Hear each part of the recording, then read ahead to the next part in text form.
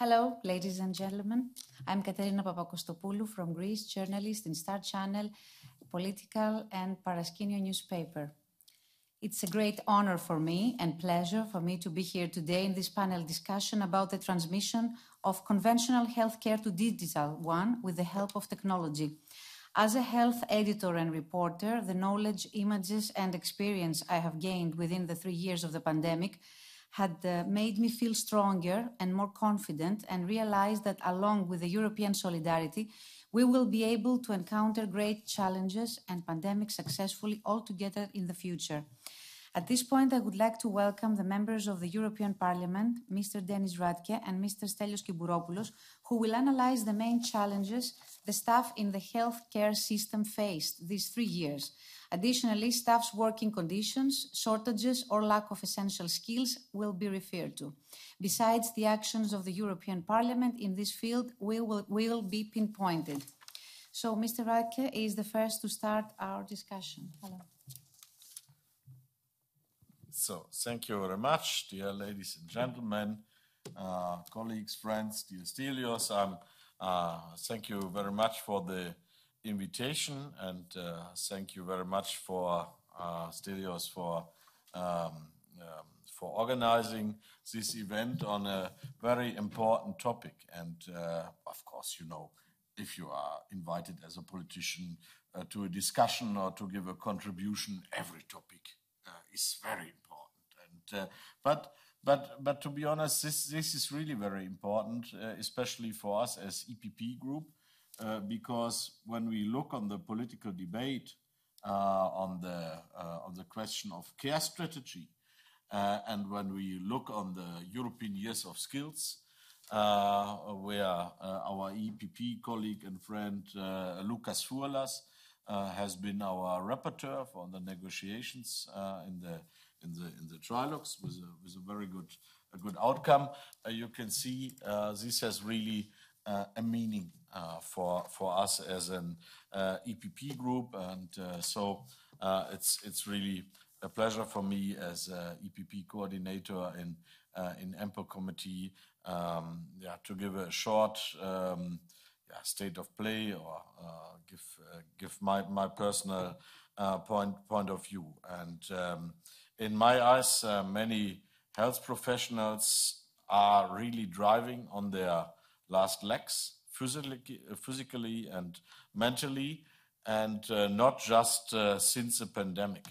And I said over and over again, kind words and applause, as we saw it in 2020 during the pandemic, is not enough to ensure sustainable and well-functioning health systems across the European Union. And to be very clear, I did not attend in this rubbish in our plenary here in the House or in Strasbourg in attending the applause sessions for caregivers and for the daily heroes we were celebrating because it is useless. This changed nothing in working conditions. This is changing nothing in the payment. This is changing nothing in the daily respect these people deserve for their important work. So I didn't attend, but I try from my position also as EPP coordinator to change the things and that really need to be changed. And I think this has more impact and sustainable impact than the other things. So although the situation presents differently in the 27 member states, the overall picture we can see is that we have a severe lack of healthcare workers across the whole European Union. And to be honest, not only in the European Union, also in other parts of the world. So one of the main causes is, of course, the aging population. And we shouldn't forget, both are aging, not only our society, also the people who deliver the care, the caregivers. They are also aging. So the question really of payment is one thing, but the question of the working condition, how we can organize the work, how we can ensure that, I don't know, caregivers with beyond 60, it's not possible to lift a patient out of the bed, but how can we ensure to keep the people in the jobs, ensure also their normal payment, but also ensure that they do not have to do these jobs or these tasks anymore. And one thing which is essential for me to give an answer. So in my eyes, it's not the European Union that can deliver directly an answer to these questions. This is, of course, a question of social partnership and a question of collective agreements, no doubt about that. But I'm really proud that I'm one of the persons that was in the driver's seat when we discussed European minimum wage, because European minimum wage is the very center of this directive. Is not the question how high should the minimum wage should be in Greece or in Germany or in Sweden. The very center of this directive is a question of collective agreement coverage rate. And we have an overall aim now for every member state of collective bargaining coverage rate of 80%. And that is, in my eyes, delivering a lot of opportunities also for the care sector, because when you look, for instance, in my country, in Germany, the collective bargaining coverage of the care sector is beyond 20%. So with what we have done here on the European level with the directive on European minimum wages, I think we also delivered something good for the care sector, not only in Germany but overall in the European Union. And so maybe with a view to the care strategy, well, it's always when we come up with some ideas from the ample committee, Stelios, it's always, subsidiarity. It's not up to the European Union to come up with something like a care strategy. Care is a national thing. Well, of course, it's not up to me to explain from a European level how care in Greece should be organized or in Belgium. That is not up to us. That is not up to me. No doubt about that. But if we are talking about a European care strategy, we are also talking about European-wide standards. So we should talk about standards from the point of view from a patient, and we should talk about standards for working conditions for the people who are doing the concrete job. And I think this is very important, especially when we look the care sector, of course, is a high mobility sector. We have, of course, to be honest, this is also one important point. Of course, we have a huge black market. When I see what is done in informal care on the black market in Germany, of course, we have a lot of, especially women from Eastern Europe, doing this in our homes. We know it is happening, but we, as a politician, we cannot just take note of it and say, okay, that's a reality. Let's keep it like it is. That shouldn't be our common goal. So in my eyes, the discussion on a European care strategy, on European-wide standards, is essential, especially also when we're talking about the lack of staff, and so that if we have common standards, it is easier if you learned it one time to do the service in Greece, in Germany, wherever you like, if we are talking about the same standards. So, and we, as I already told, as a EPP, we were in the driver's seat for a European care strategy. Our colleague Francis Fitzgerald was the rapporteur on the INE report, and I'm really happy that the European Commission included it into their working program. So we have now really the opportunity together with the European Commission to drive it forward. And the care strategy the European Commission presented in last year has two main goals. The one thing is the high quality, affordable and accessible care and support services throughout the European Union. I think this is essential. And the second one is to improve the situation of those in need of care and assistance, as well as those who care for them professionally or informally. That is also an issue, the informal care, which is in many cases out of the debate. And in my eyes, we have to put a spotlight on that, because informal care work in most cases is, to be honest, women care work. And this has a lot of impact on the career possibilities of women, has direct impact on the situation, on pensions of women and so on. And so I'm really interested to put a political spotlight in this. And yeah, so maybe this from my point of view as a perspective as EPP coordinator, and yeah, thank you very much. So we may ask you one question. Yeah, of course. If you think, in Greece, for example, we have a great lack of nurses and doctors to all hospitals. Do you think that a financial bonus or an award of additional points for a future promotion would make them participate in this big dream? Because it is a big dream for a transition to green and digital health. Well, that is a very difficult question. In my state, in Germany, I'm from North Rhine-Westphalia, a state in Germany in the very west. Our regional government just decided for caregivers that come from abroad to give them a welcome money of 3,000 euros to make it more attractive.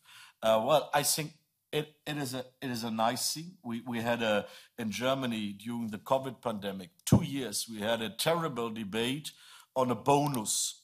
And the question who should get this bonus and how high should the bonus be. It was a terrible debate, because in my eyes, it was very clear from the beginning, everyone who is working directly with the patients or on the stations in a hospital or in the care sector should get the bonus from the clean persons doing the cleaning up to the doctors, because for everyone it was a lot of additional work that had to be done during the pandemic. But I think money is only one point. I think one key issue is the question of working conditions, because I think in the payment questions, I don't know the Greece situation, to be honest. But for Germany, I think we achieved a lot on the question of payment in the last years.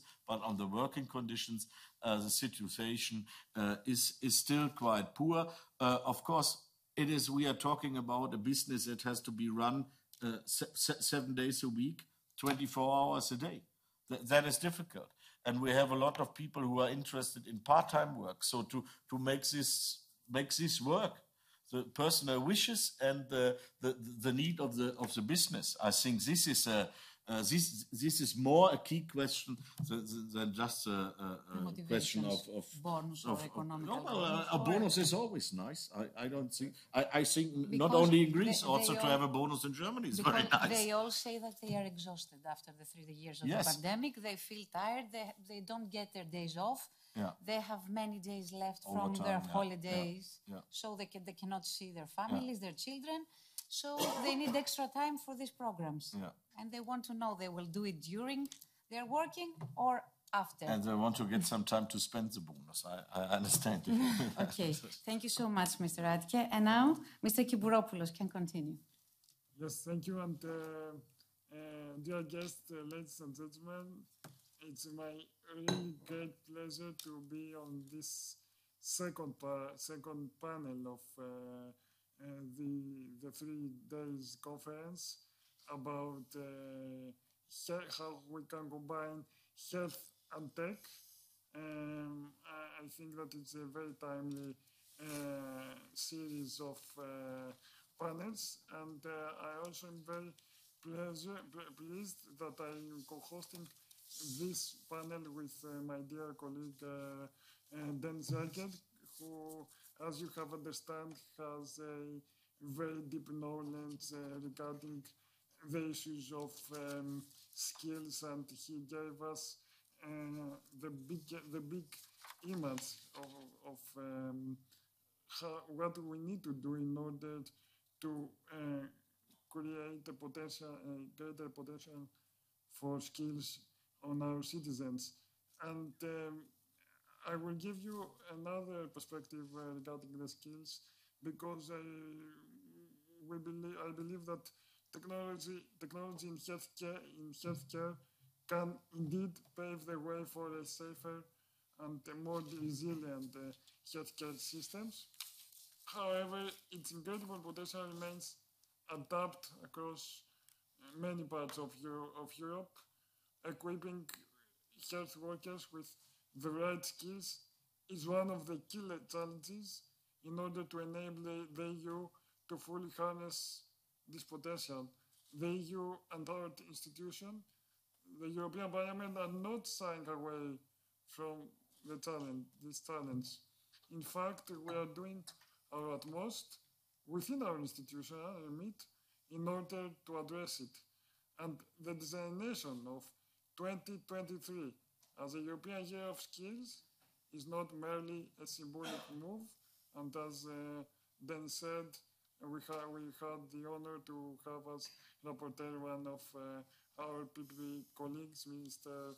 Lucas Foulas, and it is the natural next step to a number of initiatives aiming to promote a culture of lifelong learning for all. And Mr. Protopsaltis, I think that he will going to stand for that. It follows on the most recent work on the skills agenda, the Pact for Skills, and micro-credentials, which are fundamental steps towards creating this culture. And the Parliament has adopted ambitious texts on all these cases, but we are also addressing this matter front and center as part of our ongoing work on the Special Committee on COVID-19. It is our part of our mandate. We have invested significant time on that, and I am sure that our final report will also reflect that. Colleagues, before concluding, I wanted to remind ourselves of 2 important elements. Number 1, this is a challenge which public institutions cannot tackle alone. We need a truly multi-stakeholder approach involving public and private sector, the social partners, academia, and so on. And I'm happy that such an approach is reflected in today's panel.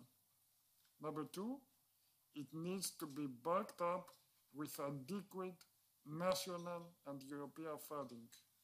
This is something that we have been strongly pushing for at the European Parliament. The opportunity is there with the RRF, but also a number of other funds, such as the EU for Health and the Digital Europe programs. And I'm happy to reiterate once again the excellent implementation of a very well articulated National Recovery and Resilience Fund by the Greek government. So, in a nutshell, the momentum is here, the money is here. Let's use them to create the right solutions so that we enable health professionals do their job for the benefit of patients. And before closing, I will also once again thank all my staff, Mrs. Pedro, Mr. Koulianos, Mr. Dornikakis, Mr. Chilis, and Ms. Costadino for their excellent efforts in order to bring all the different stakeholders on the same table to discuss this important issue. Thank you once again for being with us.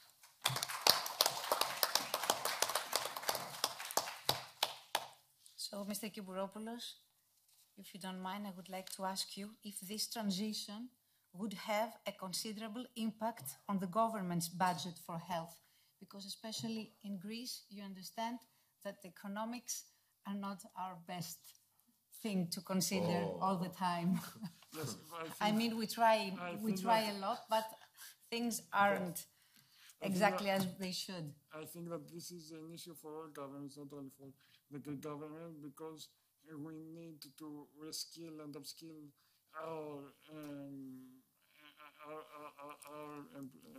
citizens, in specific in the health professionals, but because if we give the opportunity to have a greater skilling on this aspect, I think that they are going to give the best on the health of citizens, and this is a good matter, and it's something that every government needs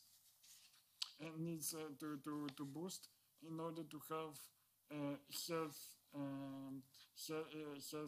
citizens. So I think it's not only a matter of budget and funding, it's a matter of if we want to see health citizens. Okay. As a journalist, I have to ask difficult questions, okay? Not only the moderator, but the health reporter, to be honest. So, now let's see the issue in practice and how the Greek public sector perceives this matter. I welcome Mr. Spiros Protopsaltis, the Governor and Chair of the Board of Directors of the Greek Public Employment Service, that we call in Greece DIPA. Hello. Thank you very much, everyone. First of all, I would like to thank the two members of the European Parliament, Mr. Radtke and Kiburopoulo, for organizing such an interesting conversation on such a timely topic.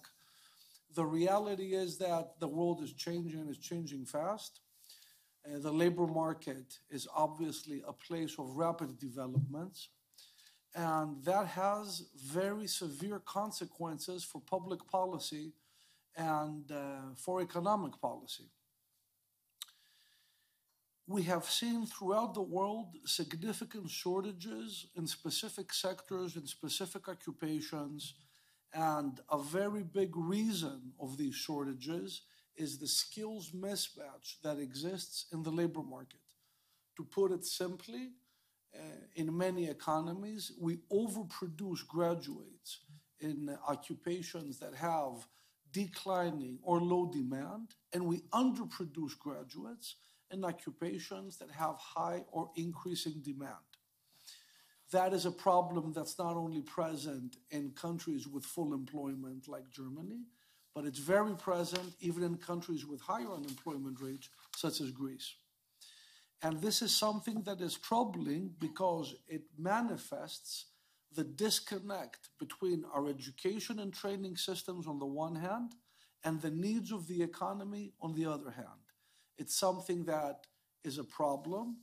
The two worlds do not necessarily speak to each other, coordinate, or share intelligence about the needs of the labor market now and in the future. And many times the education and training systems are resistant to follow what the economy needs, but they would rather follow what their own institutional needs are. So, the truth of the matter is that we have a digital and green transition of the economy occurring. Whether we like it or not, this is what's happening. And this impacts all sectors of the economy, particularly, though, labor-intensive sectors such as the healthcare sector, which is much more labor-intensive than other sectors of the economy. And what we saw during the pandemic is highlighted the importance of having a highly skilled workforce that can adapt rapidly to changing circumstances and environments and can leverage available data and digital technologies in providing care to populations. One statistic I found very telling is that, according to EU data, during the pandemic, telemedicine consultations grew more in 1 month than they did in 10 years. This helped, in many ways, the systems to respond to the crisis, but it also highlighted that new digital tools have a very powerful role to play in providing cost-efficient, high-quality care to the populations. So this shift towards digital healthcare technologies requires a population that has digital skills. And 42% of Europeans lack basic digital skills. And in Greece, that percentage is even higher. It's 48%. So half the population lacks basic digital skills. So obviously we have a very big challenge ahead of us. So another interesting statistic is that 79% of healthcare professionals surveyed by the European Health Parliament said that digital processes in health have or will have a significant impact in their career, yet 61% of them reported that they had received no training in digital skills to learn how to deal with these fundamental shifts. So obviously this is something that needs to be high on the agenda of governments, needs to be high on the agenda of businesses, and is something that obviously needs to be high on the agenda, and I'm happy it is, of the European institutions. That's why the European Year of Skills is not just a symbolic thing, it's a substantive initiative. It has set a very specific goal that says that by 2030, we want 60% of the adult population to participate in training once every year. It's very ambitious, but it's necessary. And it talks to what Mr. Kiburopoulos alluded to, which is the old model that I go to school, I get a degree, I get a job, and I never set foot again in a classroom. That model is dead. We need to understand that lifelong learning is not an option, it's a necessity. In every single career, in every single occupation, we're going to constantly have to learn new things and adapt to new technologies. Now, just so you understand the challenge we have in Greece, the goal is 60% of adults to participate in training by 2030. Today, 17% of adults in Europe participate in some sort of training, I'm sure in Greece, and only 4% participate in lifelong learning. So we have a mountain ahead of us that we need to climb, and that is why the Greek government has made a strategic choice to make upskilling and reskilling a priority by investing 1 billion euros through the Recovery and Resilience Facility in the biggest ever program to have been implemented in the country. As we speak right now, 120,000 unemployed people and 150,000 employees are going through short-term training in digital and green skills. This is something that has never happened before. It's obviously a very ambitious plan. It has been coupled by legislation that raises the bar in terms of quality control, in terms of accountability, and in terms of making sure that the training dollars actually have a higher return on investment. And this program also includes healthcare workers. So I'll give you an example. The University of Thessaly is offering a course through our training program that I just mentioned, training health professionals in advanced digital skills to support electronic health services. And this is a course that anybody who's in the healthcare sector can choose to participate in. There are other courses such as this, and this is just a small example of what government can do to close the digital gap, to empower workers in the healthcare sector, to improve their productivity and efficiency, and at the same time yield to better outcomes for patients and to obviously higher patient satisfaction, which is the key here. But also we need to think of the following. The cost of doing nothing or not doing enough is much, much higher than the cost of doing what needs to be done. When we're talking about health, obviously the costs of not doing what we've been talking about in this panel is obviously a very, very high cost. And so it's important to understand that this is not an expenditure we're talking about. This is an investment. Anybody who sees training dollars and they think that that means money spent, expenditures, misses the whole point. The whole point is that those euros are invested in human capital, which is the most important capital, not only in the economy, but obviously in the healthcare sector, because it's the human capital that drives the industry. So we are partnering with the Ministry of Health. The Ministry of Health has its own initiative with the university in Athens that they recently signed an agreement to do an updating of curricula and training for healthcare professionals. And I would like to wrap up my comments by saying the following. We need to break down the walls between what's happening in the classroom and what's happening in the real world. Unfortunately, for way too long, education has been insulated in many instances, I'm not saying always, but generally has been insulated by market forces. Some of it is ideological, some of it is not, some of it is just institutional practice, etc., etc. But at the end of the day, we need to be teaching the next generation based on what the real needs are right now in the workplace. So we need to know exactly what it is that is going to be needed by the graduates tomorrow when they graduate and go into the workforce.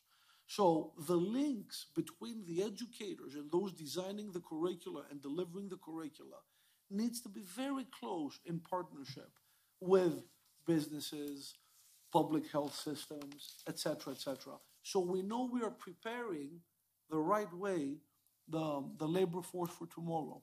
So to conclude, I think that there's a great opportunity ahead of us as Europe, as Greece.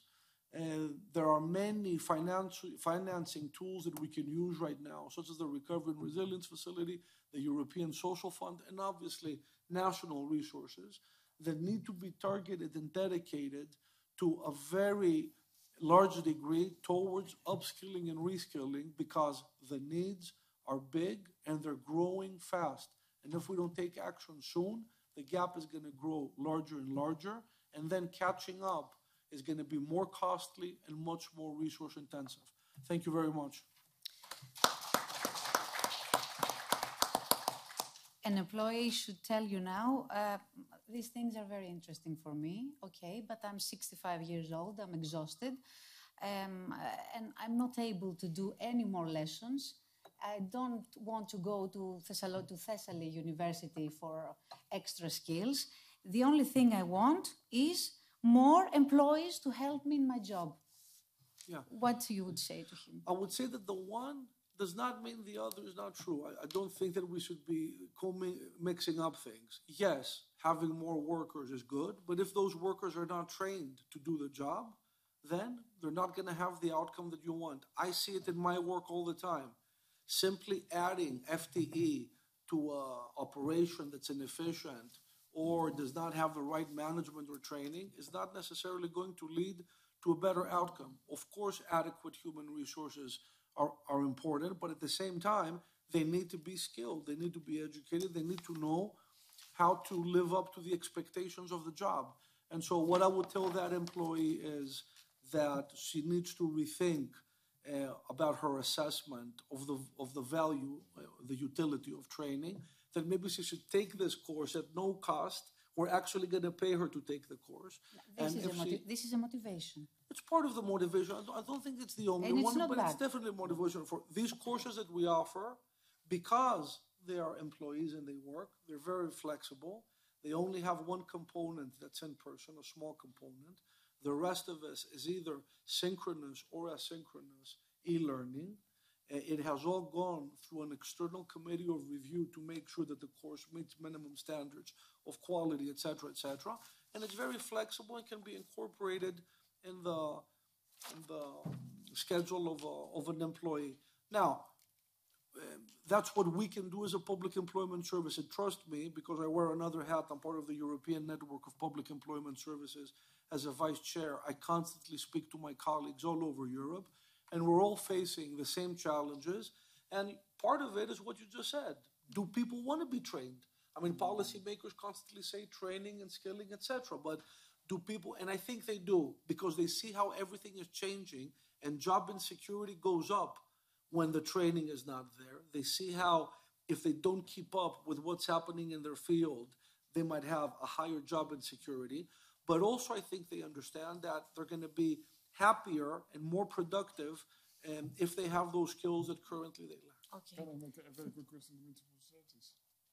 Can I make a question? Yes, of course, you can add everything you want. Mr. Protopsaltis, how do you believe that you can convince the governments or policymakers like ourselves that giving money for skilling, upskilling, reskilling, whatever, it's like an investment and not just a way of throwing away money?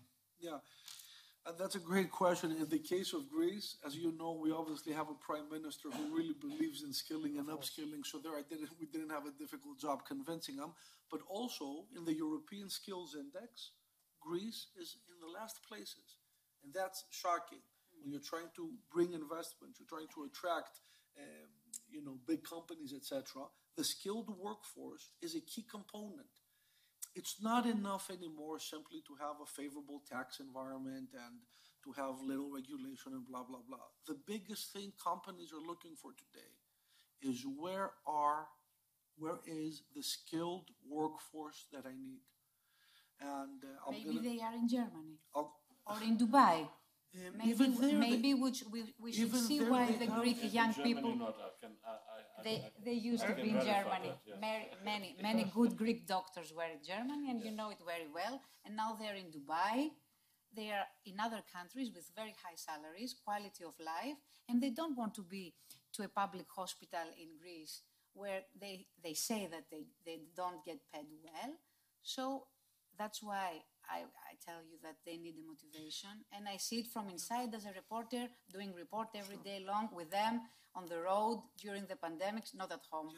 So. Just to answer, to conclude my answer to Mr. Kiburopoulos, though, I think at the end of the day, it's the economic argument. All governments, all policymakers want economic development and investments. And once they understand, and most of them do, that the skilled workforce is a key reason for attracting investments, I think that's a winning argument. And let me give you this example. For many years in the United States, states would compete between themselves who's going to have the lower taxes. And then suddenly somebody looked, and say, where are the businesses? Well, the businesses are in California and New York that have some of the highest taxes in the US. And the answer is why? Because that's where the engineers are, the doctors are, the scientists are, all the people that are key to having economic success. So I think that argument wins many of the times, not always, and we need to continue pushing on that because economic development is something that everybody gets, and I think it's a winning argument. Thank you. Thank you so much. Mr. Radtke, do you want to add something? Otherwise, we say goodbye and thank you so much. No, nothing to add. I have to leave to attend in another event. Just wanted to thank you for the opportunity to take part here in this panel, and best luck for the rest of the debate. Thank you. Thank you very, very much. Okay, we will make a change, and two beautiful ladies will come with us. An old white man is leaving. No. So. We like you already. You speak as a Greek in some way. Thank you so much. So now we will see the European programs concerning the upskilling of staff.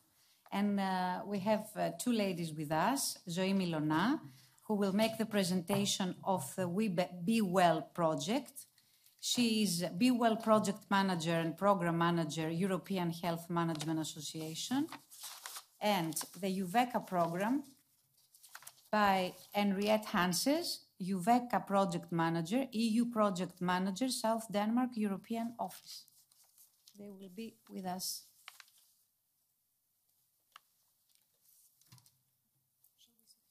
Yes.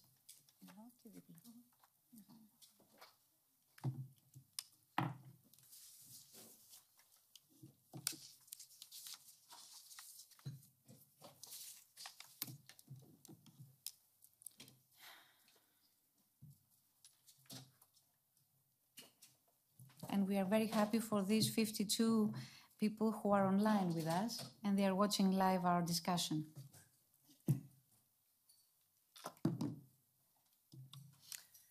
Thank you very much for having us here.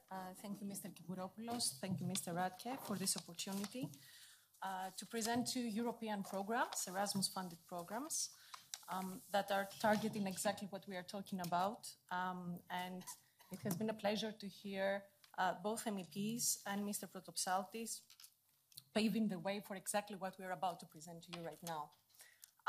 So I will be speaking on behalf of the European Health Management Association, and my colleague Henriette Hansen will present UVECA project. We'll be doing it at the same time. Yes, with questions? Because, yeah, these projects are almost married. Nice. Next slide, please. You want to say something? Ah, the slides first. Okay. Shall I go first? Mm-hmm. Okay. So thank you for the invitation to join this debate.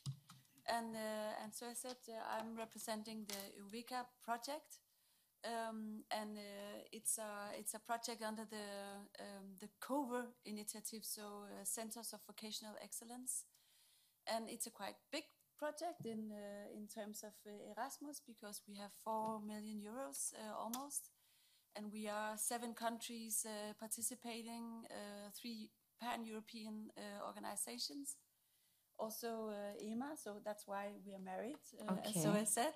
So, since you are married, you have to tell us how you were born. Huh? Yes. And why. Yeah. Yeah. So maybe we can take the next slide then. Mm-hmm. It's maybe more interesting. Just to let you know that for the Big Will project, it is a multi-stakeholder approach, and the Big Will project has multi-stakeholder expertise as well, ranging from research to training. Next slide, please. So for Be Well, obviously European Skills Agenda 2020 is at the epicenter, but we have considered 5 more pillars. Apart from COVID recovery that we are all aware of, and we know why we should recover from this pandemic, digital strategy, of course, is also very important. We are speaking about Green Deal because the Big Will project is not just about digital upskilling and reskilling, it's also about green skills, which is something that is not heard that often in the programs. We all speak about digitalization, but we forget the green aspect in upskilling and reskilling. We should also pay attention to the European industrial strategy. It is very good to have all these technologies. However, it is very important that there is collaboration between the partners, as the health workforce cannot just adapt to whatever comes from the technological sector. And at the same time, the technological sector, industry needs to take into consideration the needs of the health workforce so that they know what they are planning for and what they want to invest in. So in that case, we will have a win-win solution. And I would like to also draw your attention on social fairness and the European Pillar of Social Rights. And why is that?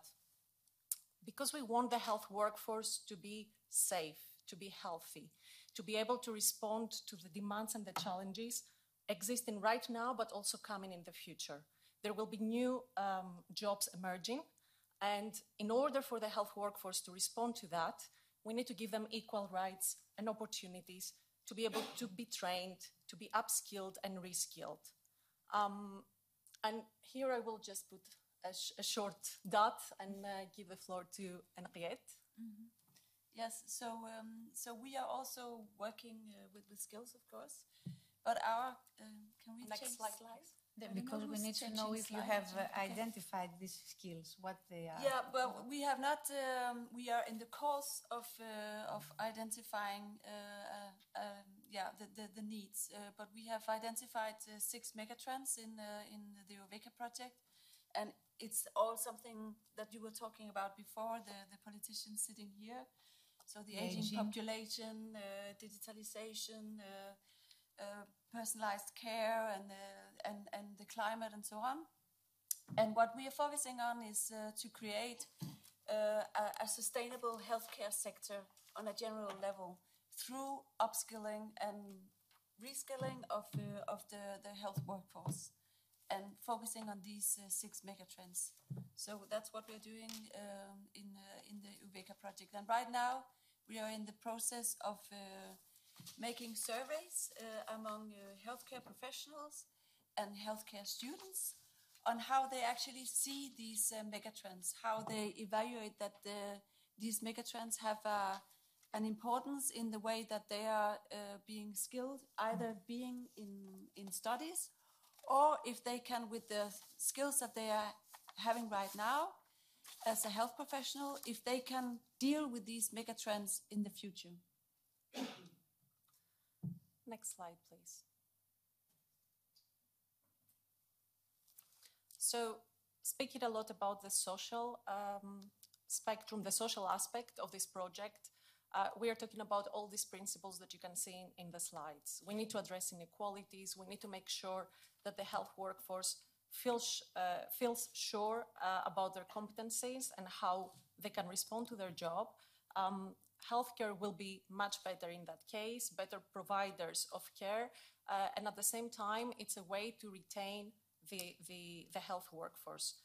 We have seen a lot of people leaving the jobs, mainly after and during the pandemic, and a way to retain them is to give them opportunities, is to make sure that they have the opportunity to grow professionally, through their work to grow personally as well, and make the health sector attractive, something that actually gives them the pleasure to go to, and not just a provision of service. Next slide, please. Yeah, so in the Uveka project, we are dealing with the 21st century skills. We believe, can say that we have started from the belief that if we want to deal with these megatrends that I showed just before, we need to upskill the healthcare workers and the healthcare students in relation to the 21st century skills. So it's a lot of personal skills, as Zoe was talking about, digital skills, green skills, and all these kind of things, leadership skills, cultural skills. We know that in the healthcare sector, when we are dealing with, for example, new technologies, we know that only 20% is about the technology itself. 80% is everything but technology around it. So we need to focus on a lot of different kinds of skills if we really want the new technologies to be implemented and used in the best way within the healthcare sector. So that's what we are focusing a lot on in the Uveka project. And the same goes for the BeWell project, as it is a 4-year-long project, and in this first year there is a lot of work being done by our partners for skills intelligence. So both Uveka and BeWell are developing an intelligence to know what green and digital skills are actually in place, will be in place in the future, and are necessary for the health ecosystem. And then each country, we have to take into consideration disparities among and across Europe, so that each country then can pick and choose those qualifications, those skills that are actually relevant to them and to their own health ecosystem. Next slide, please. So what is BeWell project actually doing? There are 4 things that we are working on. One of them is the skills intelligence we are developing, and it's coming to a close very soon. The other is about developing a strategy. So there will be a green and digital skills strategy that will be implemented on the local level, on the national level, and hopefully on the European level through the Pact for Skills. So this strategy will go across, will have a spillover effect around Europe, and will bring the health workforce closer together on a European level, respecting the culture and the differences that we have in each European country. At the same time, we are designing training programs. So there will be new curricula coming out that will be piloted throughout the 3 years, starting from July 2023 until the end of the project in 2026. And these programs, Mr. Protopsaltis already mentioned the University of Thessaly, who is a partner of the BWEL project, along with other universities, will be used to train and upskill and reskill the health workforce. And mentioning the Pact for Skills that was referred to, somebody was referred to at the beginning, this is the large-scale partnership on health is launched through the Pact for Skills by the BWEL project. So we are coordinating at this moment a very big partnership in order to bring all stakeholders to the table, make sure that all voices are heard. And all this work that is being done is not just done for the health workforce, but is done with the health workforce. And with their support, to make sure that we have the right outcome, and everybody then has a role to play in that. Next slide, please. So in the UVECA project, as I said in the beginning, this is a project which is developed and has received funding from the Centers of Vocational Excellence strand under Erasmus. And when we say Center of Vocational Excellence, it's not necessarily a building set in bricks and stone. It's more a kind of collaboration where different kinds of educational institutions, they work together to make sure that people in a specific sector is receiving the right skills and education. So in the UVECA project, as I showed in the beginning, we are 7 regions participating in this project. And within each region, a Center of Vocational Excellence hub is going to be created. And it's up to the individual region who will be participating in this hub. But the most important issue with this hub is that coordination and strategies are funded on regional level, so that I have difficulties in pronouncing your name, Mr. Protopsaltis. I noticed your forename, Spiros, is much easier, okay? So you don't mind if I call you Spiros? Good. Well, he said that 2 worlds, they are not always talking together. And it's definitely one of the things that we want to work with in these centers of vocational excellence, that we have healthcare providers and we have healthcare educational providers getting together, talking about what are actually the needs and how can we innovate within education. One of the examples that we are thinking about is, for example, how can we make sure, for example, that engineers, they talk together with healthcare assistants?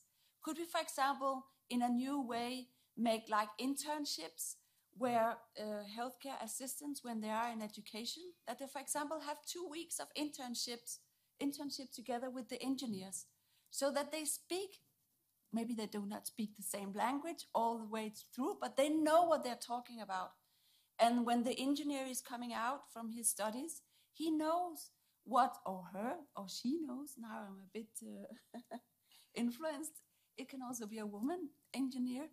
Well, they know what the healthcare assistant is actually doing of work, so that they can develop things that are actually speaking into the way that they are working.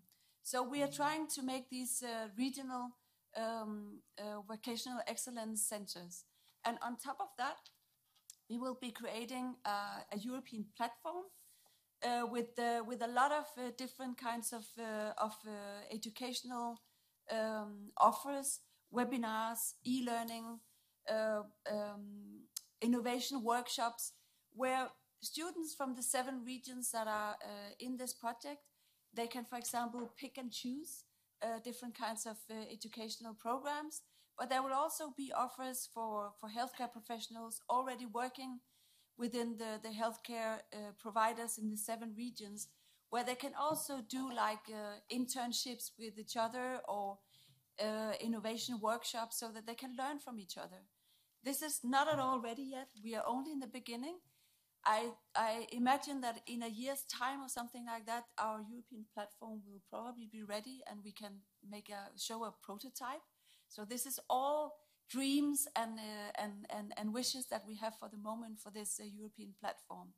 And I can only invite our Greek colleagues when we are ready. Well, this project will run for 3 years still, but it will be open, this platform, for regions from other countries, and you can be invited into this collaboration and actually be part of the platform when we have been developing all these interesting educational offers in the end. So it will be a true European partnership in 3 years' time when we have the European platform ready. And to finish our presentation, I would like to invite all stakeholders also to sign the health partnership in the Pact for Skills to become a member of the partnership. If you visit the Be Well Project website, next slide please, you will find the way to join our partnership, to join forces with us, to make sure that the strategy we will release and will be launched in June at the conference of the European Health Management Association in Rome will get all the input and the feedback that we need so that it will be a pan-European strategy that responds to the needs of every health ecosystem in Europe. Thank you very much. Thank you. So we still want to know, what do you mean green health?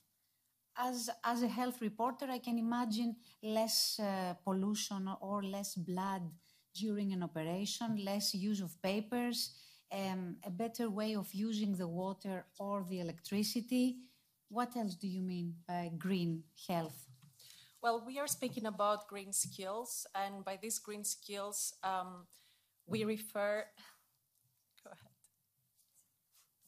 Thank you. We refer to those skills that take into consideration climate and the protection of it. And by that is what you were actually referring to. It could be waste management. It could be also in terms of procurement, what kind of equipment, what kind of materials a hospital, for example, would order. It can be the training of the healthcare professionals to know how to use these materials in a sustainable way.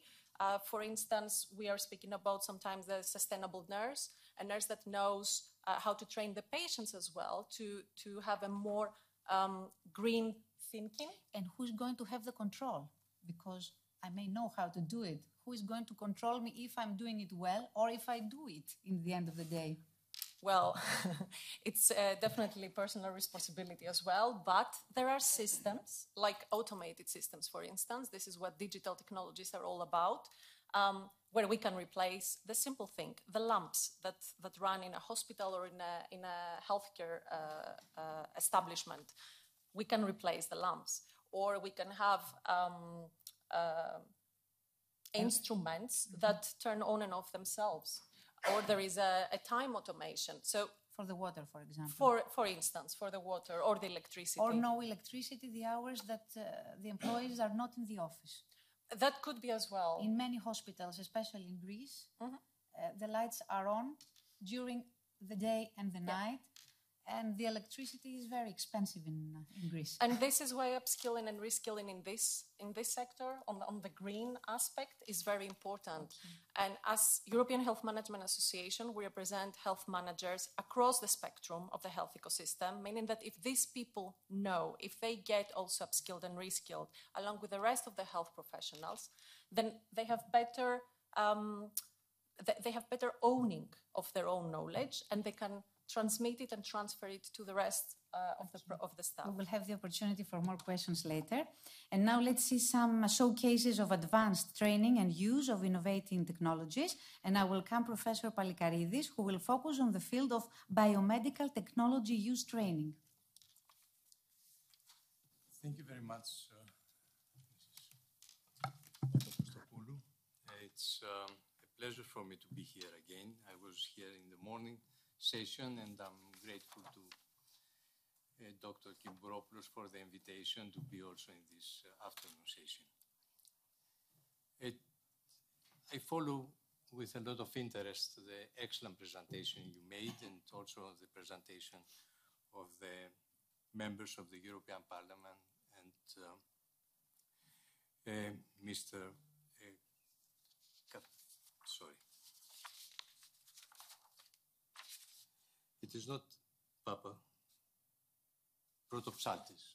I'm sorry, Mr. Protopsaltis. I'm Greek, but you will remember Spiros, I have which is short easier. memory gaps.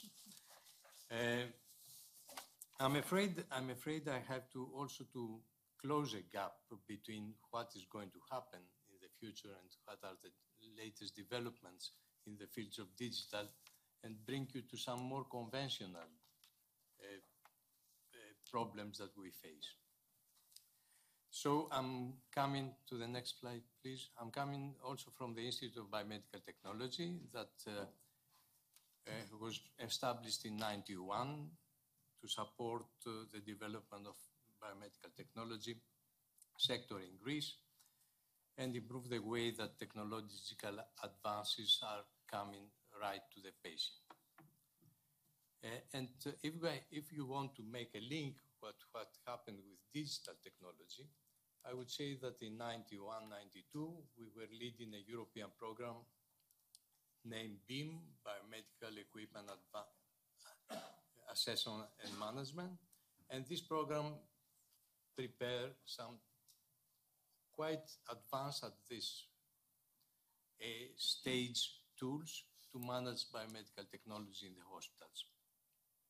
It was the first generation, were used in standalone system in the hospitals, and now is in its fifth generation, completely under web, so that probably all the hospitals in Greece and centers, healthcare centers, could make use of this unique platform.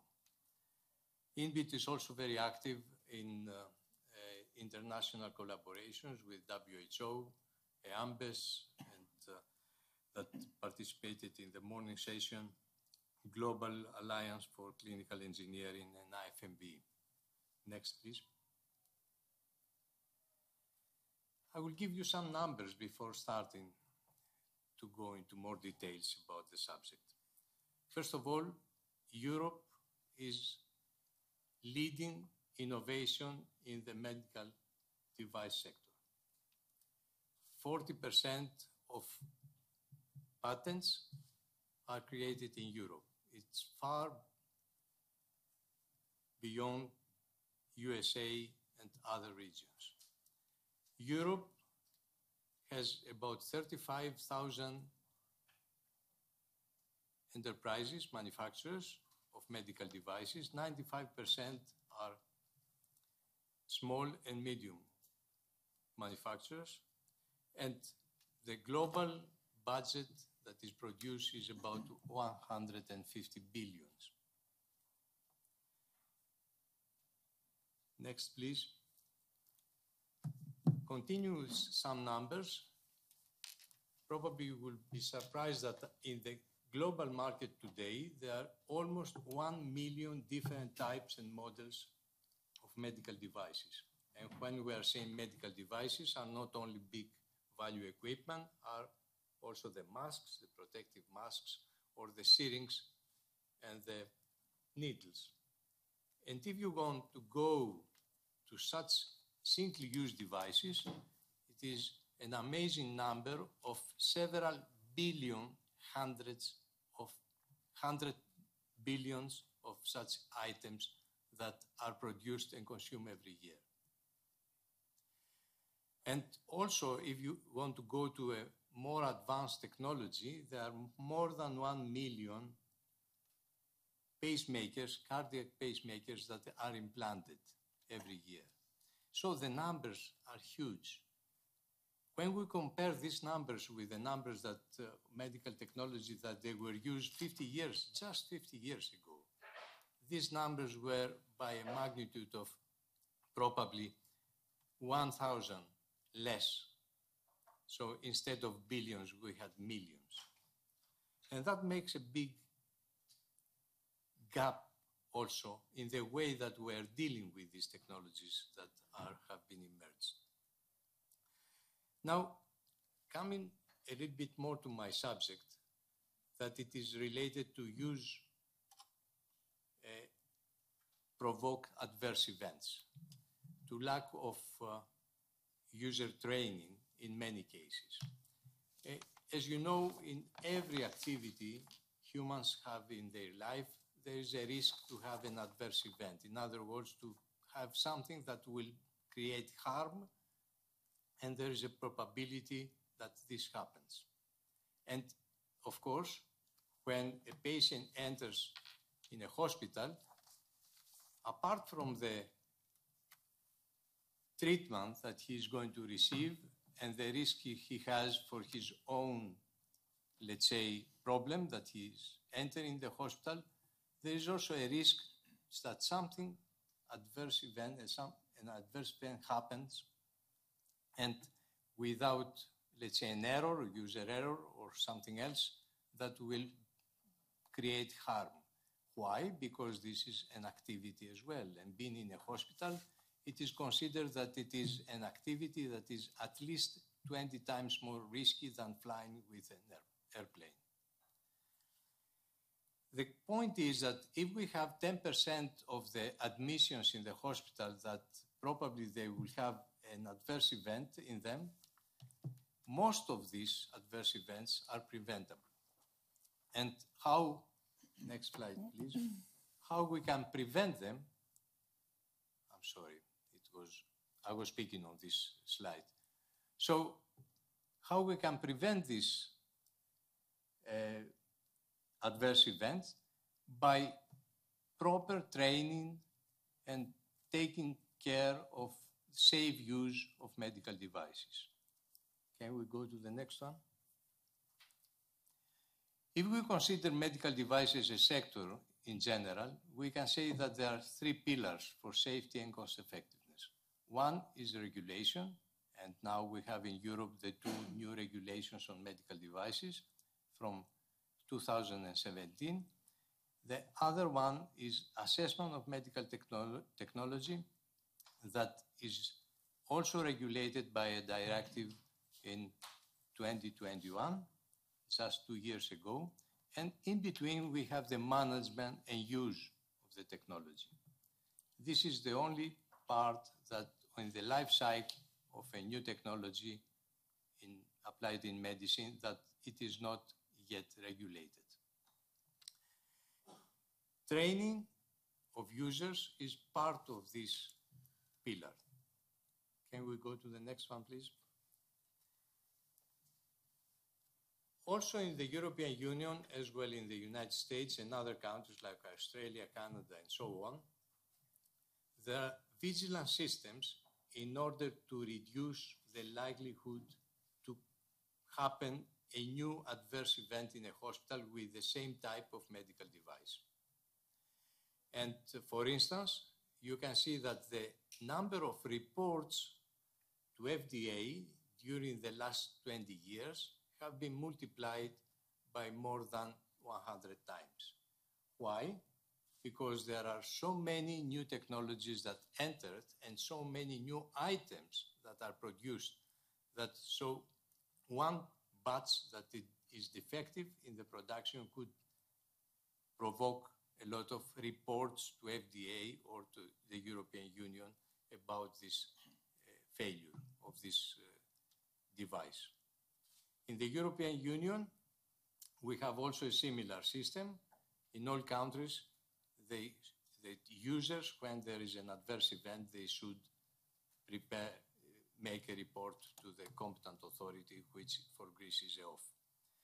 The big difference between them are that in FDA, the MAUT database is open access for everybody. In contrary, in Europe, we have a database, the EUDAMED, that it is not open. And this should be, I think, let's say, become open very soon, as soon as possible.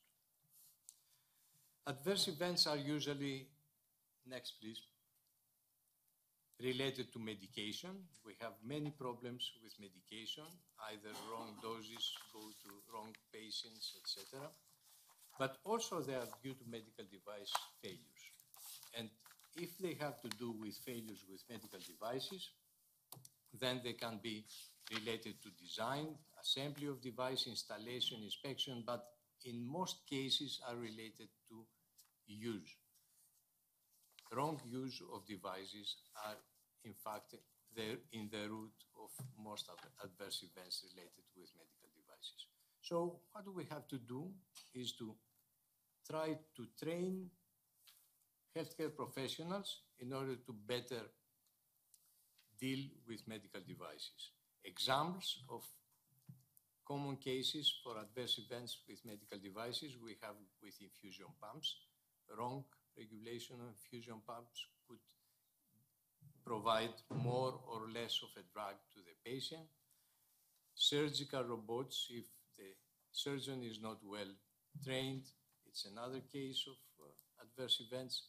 Ventilators, we have many such examples during the COVID that many new models of ventilators came into hospitals and they could not deal with them without training. We have healthcare records and so on. Next, please. Just to give you also an example of the reality today in a hospital environment for the healthcare professionals. Next, please. Data, I will show you some data from a single Greek hospital, just with technologies that we are using for COVID. May I have the next one? Infusion pumps. In one hospital, almost 390 devices in total, but 13 different types. Ventilators, 63 devices, 17 different types. Ventilator in IC units, 84 devices, 11 different types. And you see that each one of this type of equipment, of this group of equipment, the interface with the user is completely different. So the user has a burden how to use an equipment that he is not trained on it. Just take monitoring systems, 38 different types of monitoring system in a hospital. In just one hospital, if we will do more hospitals, we are going to have much more different types. Next, please. And this has been created and, let's say, was more apparent during the COVID-19. So all international societies like AMBES, WHO also, IFMB, etc., they started presenting webinars and training teleconferencing tools in order to try to fill the gap between the technologies that they were used in the hospitals and the technologies that they were coming, the new technologies that they were coming during this period. We had hundreds of webinars provided mostly by biomedical engineering societies worldwide, because biomedical engineers are in the root of most of the development. Okay, the next slide, please. And why it is important to have advanced training, not only for ensuring patient safety, but also for improving healthcare quality, for enhancing patient experience by providing patient-centered treatment and personalized medicine, and also for advancing healthcare innovation, because users that are able to understand how the devices are used, they have new ideas and they can collaborate with engineers and provide new ideas and new innovation. Next, please. And I would like also to give you another example if I have 2-3 minutes more. told you that regulation is on the basis of placing safe devices on the market. And this is very important because the devices they are coming and they are fulfilling the requirements of the European regulation are safe to be on the market. However, we had the case of shortage of ventilators during COVID. And many medical doctors, they have been in the critical position who was the patient that was going to get a ventilator, a mechanical support, and who was not going to be. And this is a very difficult decision to take for the doctors.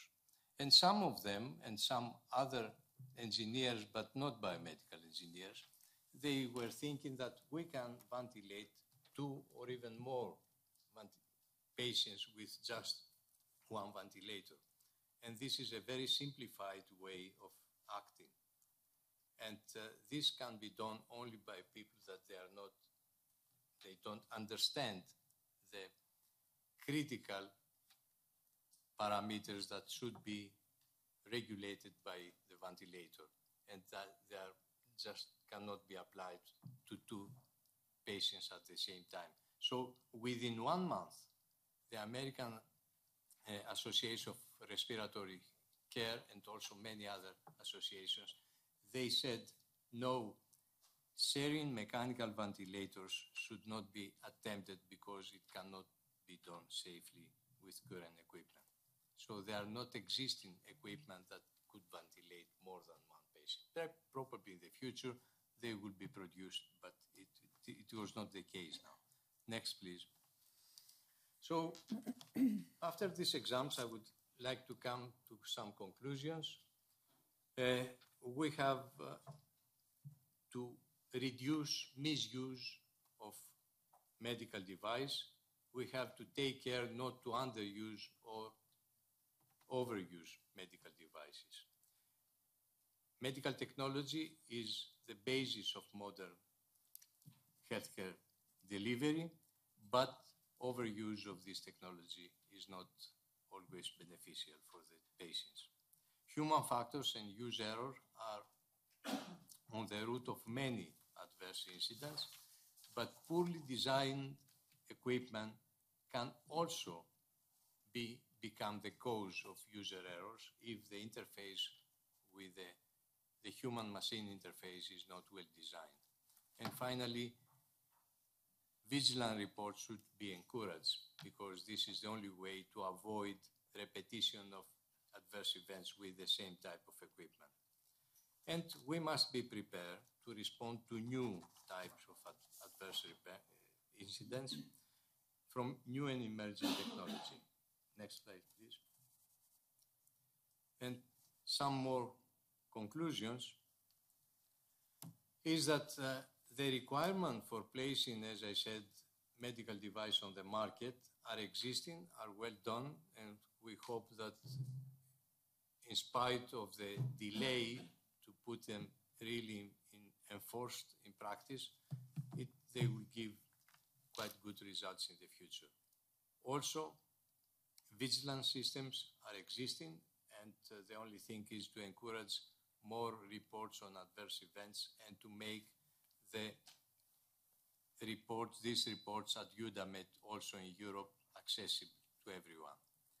But what I feel is missing is a legal framework or a directive or guidelines for the management of medical technology and its proper use that should be considered. So user training must be part of this framework, and it is not to oblige healthcare professionals to be trained. It is to give good signals to hospital administrators, to hospital directors that they should provide to their staff new means. Next, please. New means for the staff in order to provide more safe healthcare to the patients. So I'm finishing with patient safety is a top priority, I think we will all agree, to ensure it, we must know to use and manage medical technology properly. Next, please. And thank you very much. But we have to admit that many times the equipment in many hospitals, especially the small ones, as in the islands, for example, are damaged and they are not repaired on time. So the islands, for example, may not have X-rays or MRI for many, many months.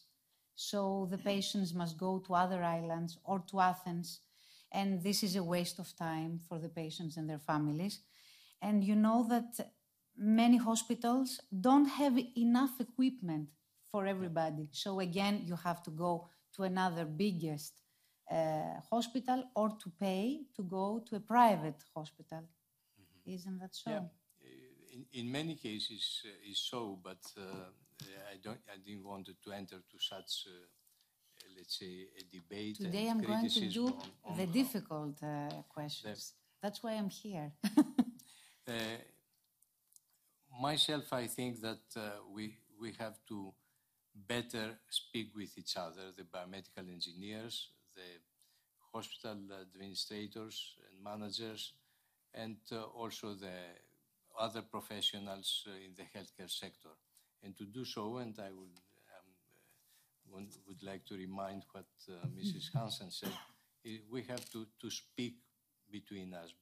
To speak between us, we need to have a common language. And to show some respect, I guess. It's the young people who have all the skills and the passion, and the older who have the experience, and they need sometimes from us to say, thank you for everything you have done for us all these years, even though they need to have more skills. I'm glad that now that I'm retiring, my students are doing a better job than I did, and that's why I'm proud of. Thank you. Yes, Sam. And then we have our guest. Well, I just wanted to, now I'm not speaking on behalf of the Eureka project, but more as a Dane, because we have also been in that situation that, I mean, each hospital cannot have everything. Yes. So what we are doing in Denmark, we have had a reform some years ago. So now we are making like, well, super hospitals. We have, for example, a hospital which is specialized in cancer.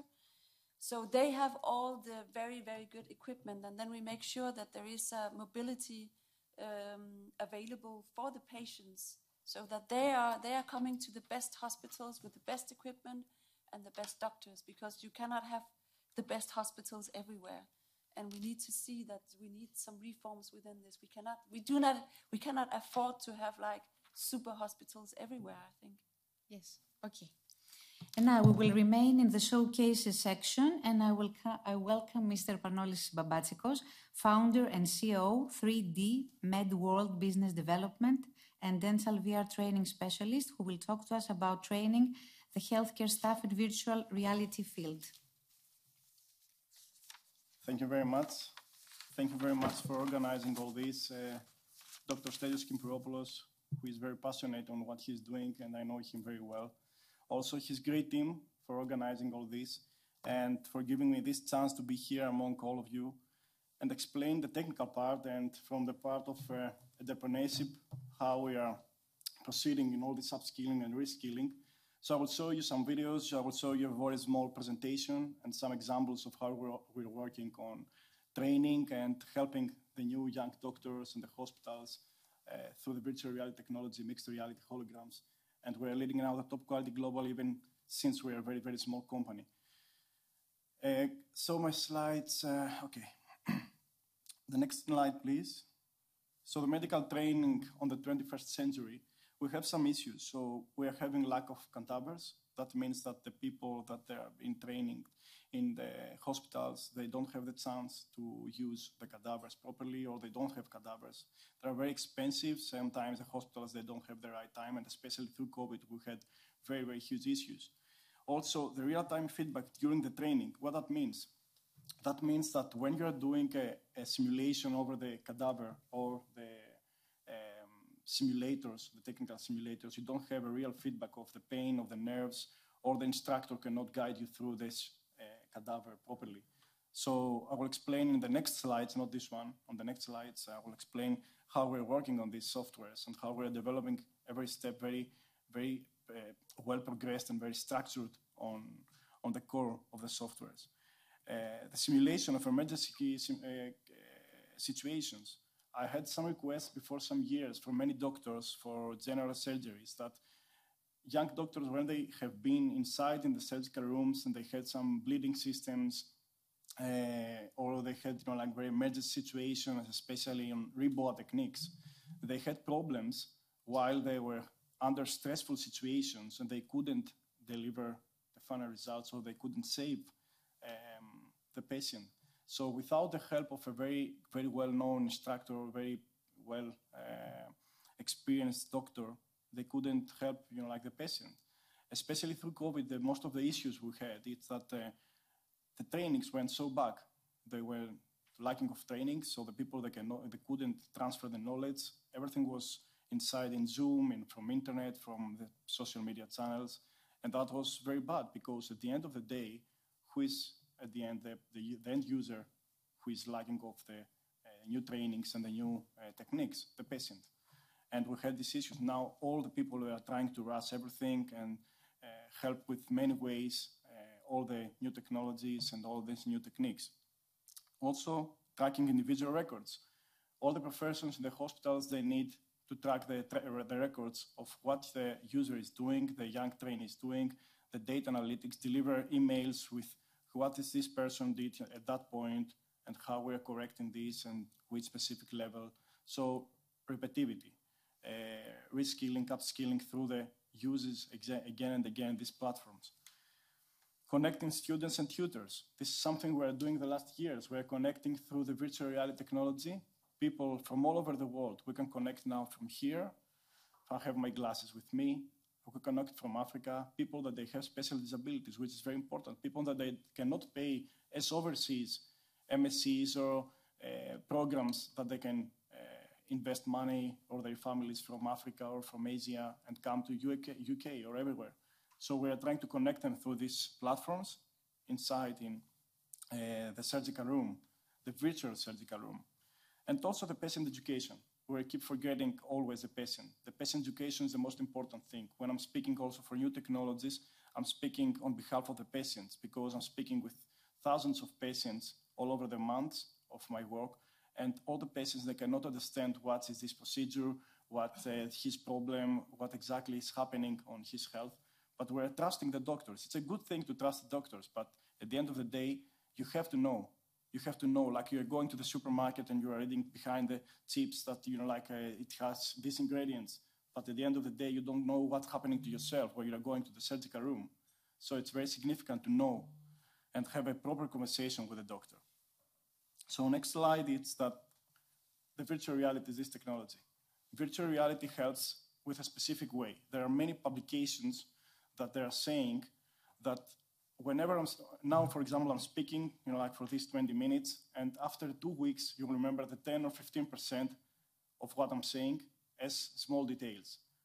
If I'm going to show you video after, you will remember the video at 15 or 20%.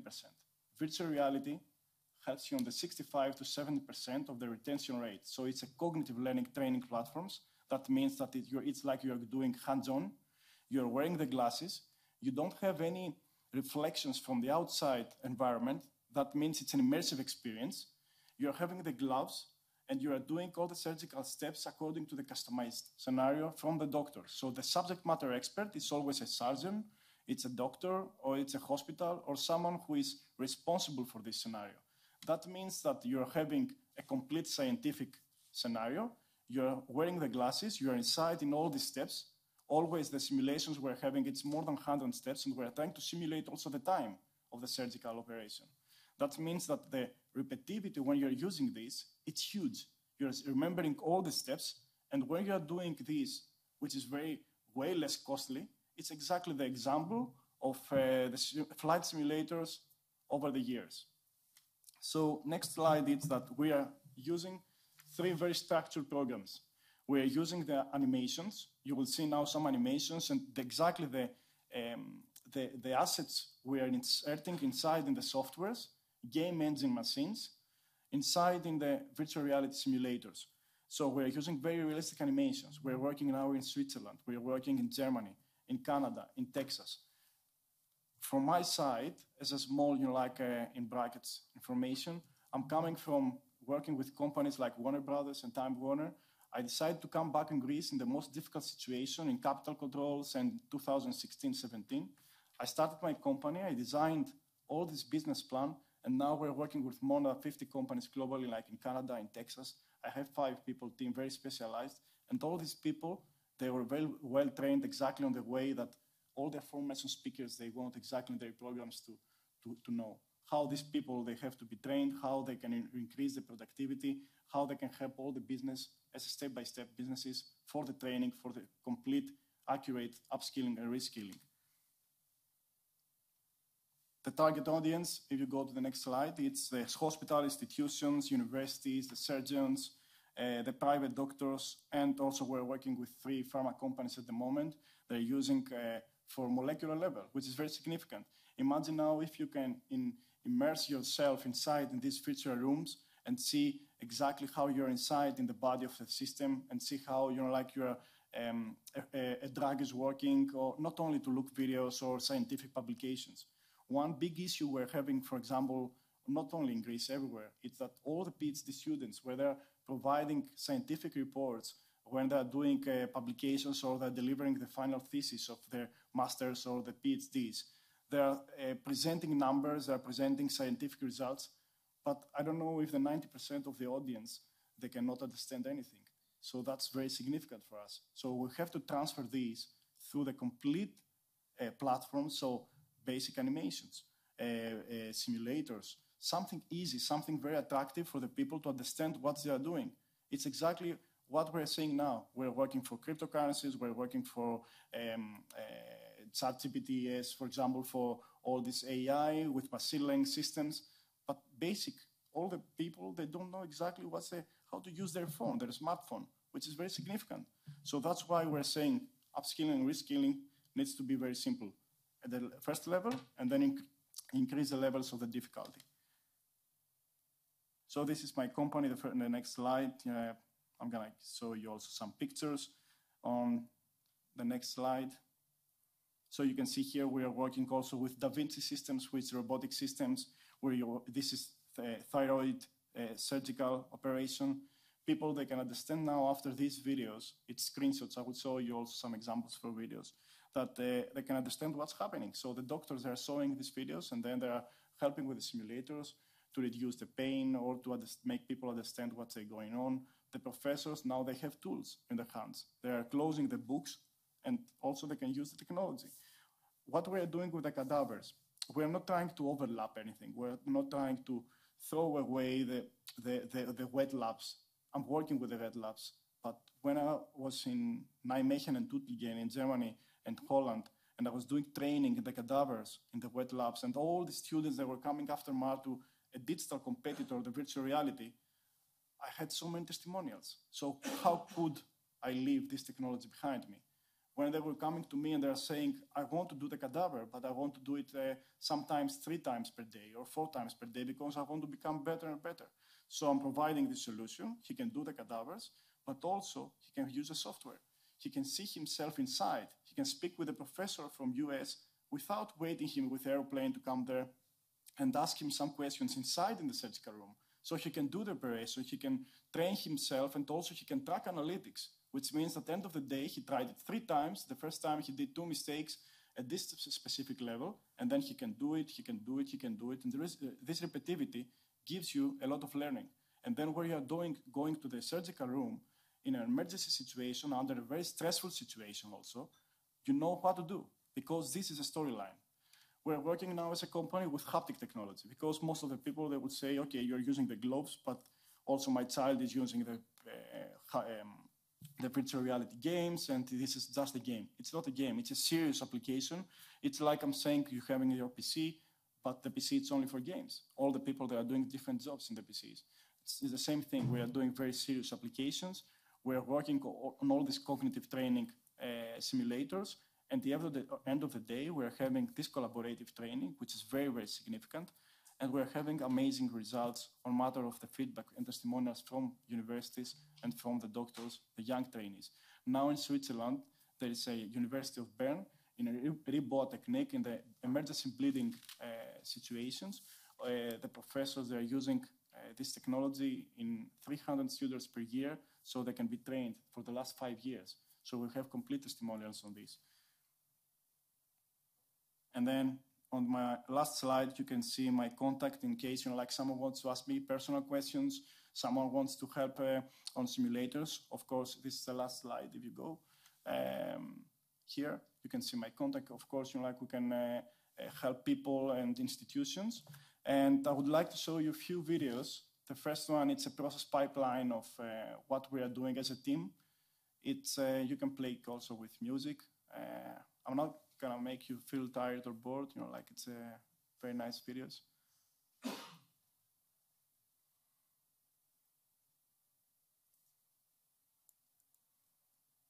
You'll see some animations inside.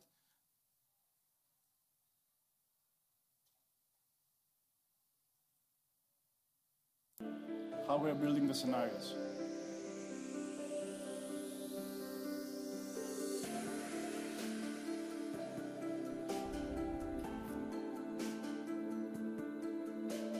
So we're working on very scientific part, how the cells are working, how the drugs are working inside in our body, how the surgical robots are working, laparoscopic. We're trying to help people understanding it step by step. We are taking all these pictures, we are putting inside in the books so they can understand that easily what they are reading. And also for very basic operations, we're having also pictures from microscopes, but sometimes even the electronic microscope cannot see exactly what's going inside in the body. So what we are doing is we're trying to take this information and simulate an environment where we can deliver to the final viewer what's going on inside, which is very significant because sometimes you cannot show with a camera or with details what's happening inside. And 2 more videos. This is a surgical operation of thyroid. So you will see exactly how, just like small steps, how easy you can understand this procedure. So this procedure now, it's more than 2 or 3 hours from the doctor. But you can see that, like with 6 steps. Now this doctor, he's presenting this technique in pretty much all over the world, especially in the US. And universities, now they cannot, say anything, like that, okay? You cannot deliver this information to the patients because all the copyrights belongs to the doctor, the subject matter expert and the companies for hospitals.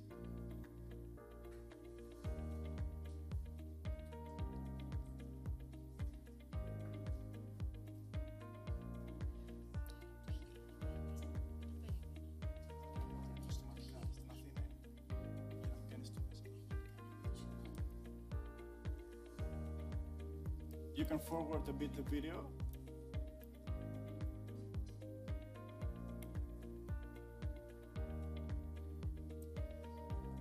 So this is exactly all the stuff we're putting inside in the virtual reality.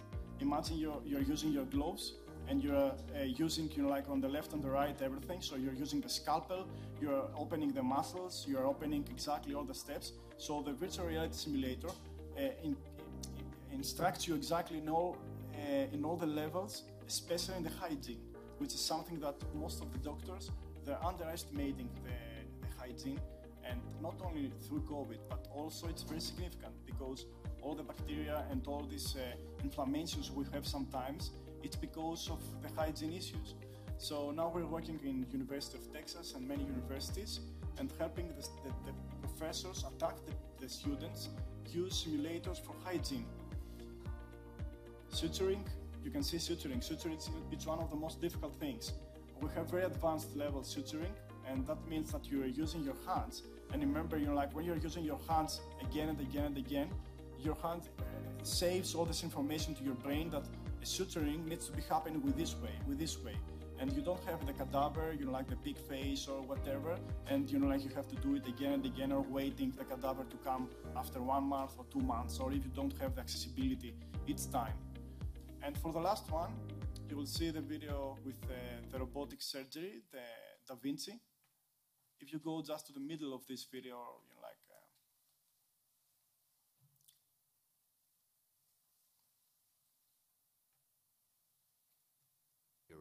the leading team in gynecological surgery. So this is robotic systems. Fine endoscopic instruments of supreme technology, It's a very huge company mastered in the US. by the Da Vinci surgeon, deliver the most precise surgical movements in the operating field.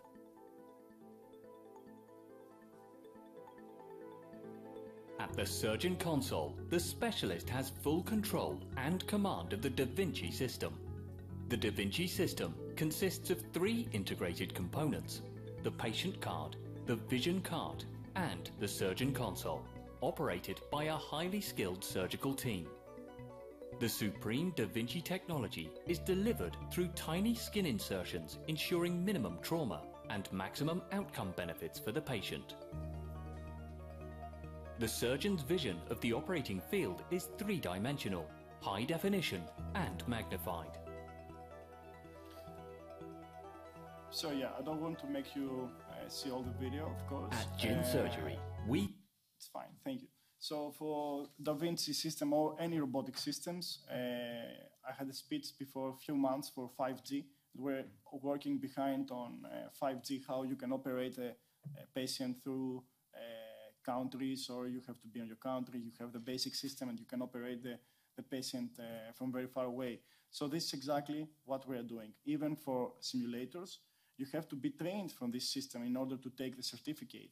So a simulator needs to be a platform or from a mixed reality or for augmented reality or for virtual reality. So you have to be trained very well in order to take this certificate. So if we involve this technology inside in our lives, we are helping the people. Of course, we're not trying to sell this technology, but we are trying to find solutions through the education systems in order to help step by step everyone to become better and better in their lives. Thank you so much, and I'm waiting just for your questions. But we have to admit that until now, these techniques are used mainly in the private hospitals. I mean, they're very expensive and you need a private insurance, you understand? Yes, the robotic systems. Yeah. The robotic systems. In a public hospital, we don't have these techniques yet. And it is a challenge for the governments to provide this kind of technologies for patients who are who don't have the money to go to a private hospital. So who else use these techniques? I mean, the dentist, I guess, more, and the surgeons and the orthopedics. Yes, we're working with orthopedics, we're working with heart surgeons, we're working with derma and plastic surgery, also with dentists. We are having very well simulations for dentistry, for implants, and orthopedics, for muscles and repairing. Especially for implants, this period. Okay, so who would like to ask a question first?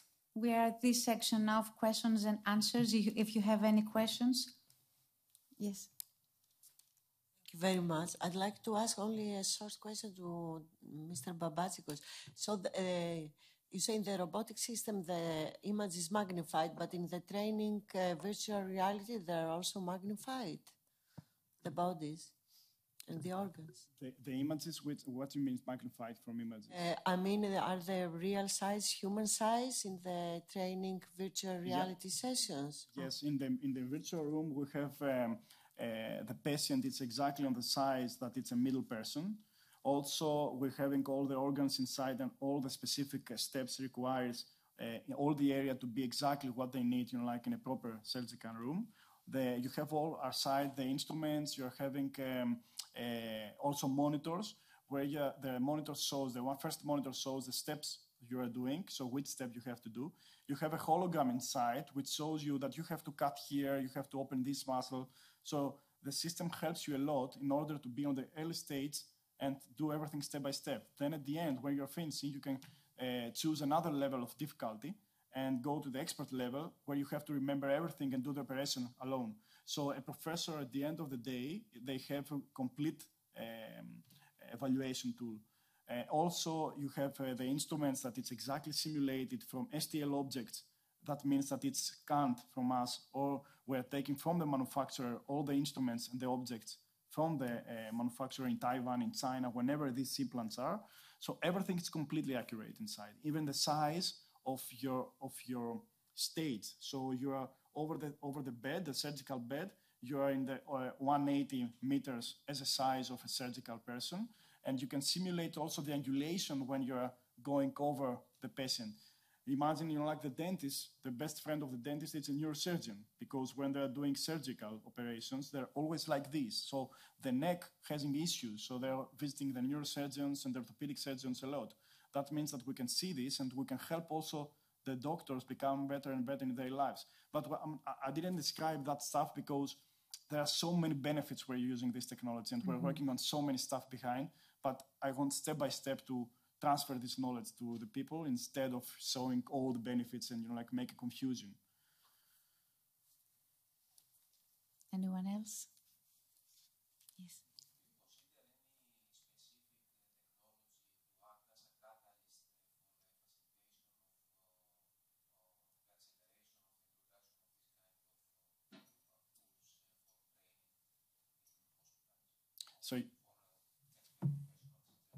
So you mean as an education tool to...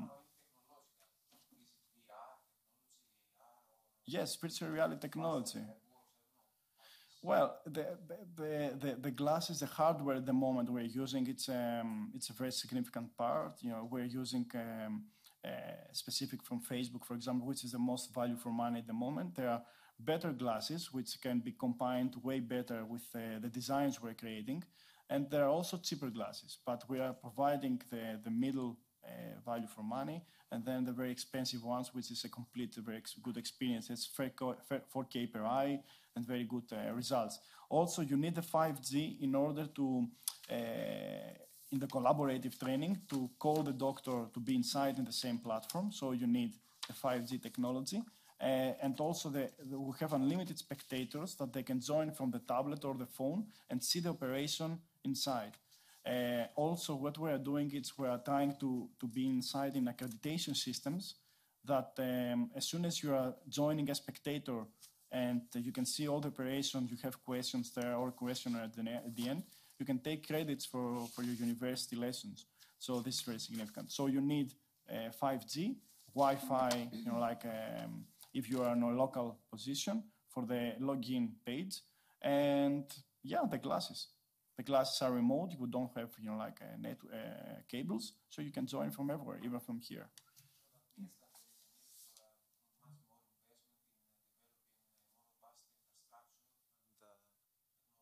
Yep, exactly. The lady.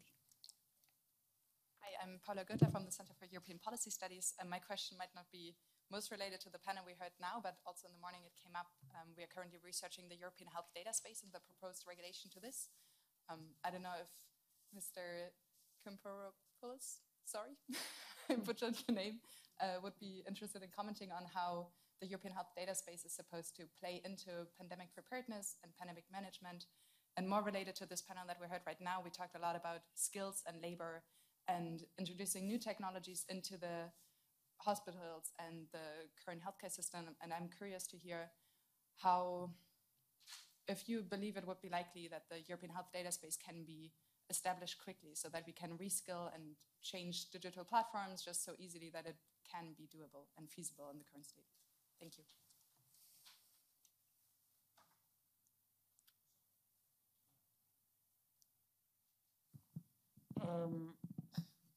Thank you for the question. I think that having in mind data space, I think that it's the first step in order to create something. At this moment, we have, unfortunately, we have nothing, and we try to build something. So I think it's very important to see how eSTS can work, and what are the first results that we will get. At this moment, what we face is the lack of the right infrastructure among member states. So I really want to see what will be the first results, and then we can discuss, especially your question, because I think that it's a very good question, but we're at the first, very first baby steps right now. So now I think we have finished with all the answers. And Mr. Kimbouropoulos, it's time for your outline with the main conclusions. I will start from this point, and First of all, I'm very delightful that we, along with, together with my good colleague, dear Dennis Radtke, we have co-host this great event with exceptional panelists and the audience. Thank you very much for this exchange of views. And of course, I would like to thank you yourself, Katerina, for moderating this debate and making it to be an alive and a so lively event. I believe this was a very enriching discussion, which once again demonstrated how crucial investing in our healthcare workers is. We listen from a wide range of stakeholders, from the public, but also from the private sector, to academia, and their unique perspective on the matter. For me, the main lesson learned is that one.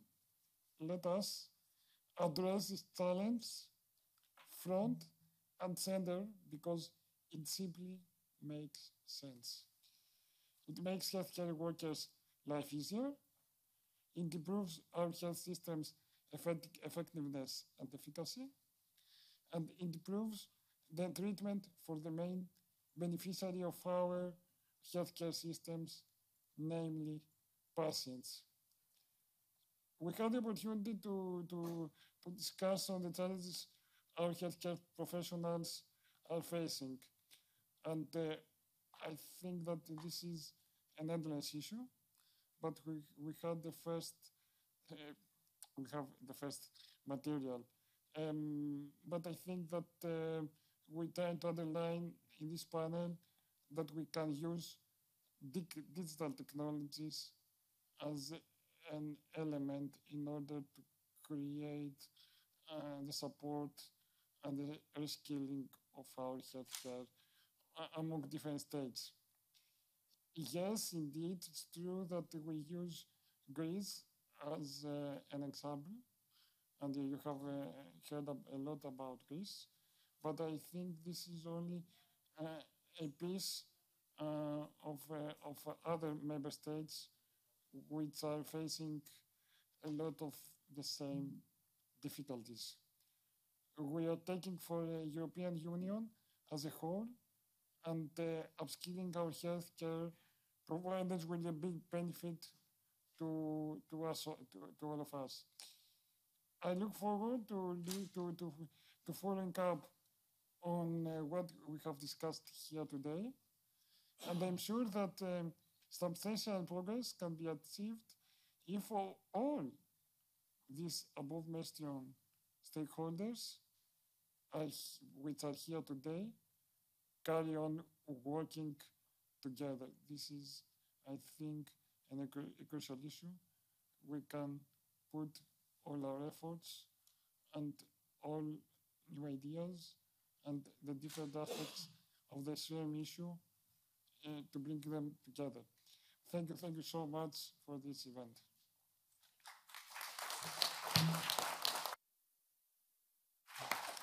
And we want to thank you, Stelios, because you gave us this opportunity to come to Brussels to see you. And we are very proud of you since we know you since you were a young boy at school and I was a young reporter. I'm very proud for your achievements and I wish you all the best for the next elections. I'm sure you're going to win again. All sympathy of all the Greek nation that loves you already. Thank you so much. It was a great pleasure for me also. And because I made today new friends, precious friends, not only about health, about friendship and solidarity and everything else. Thank you.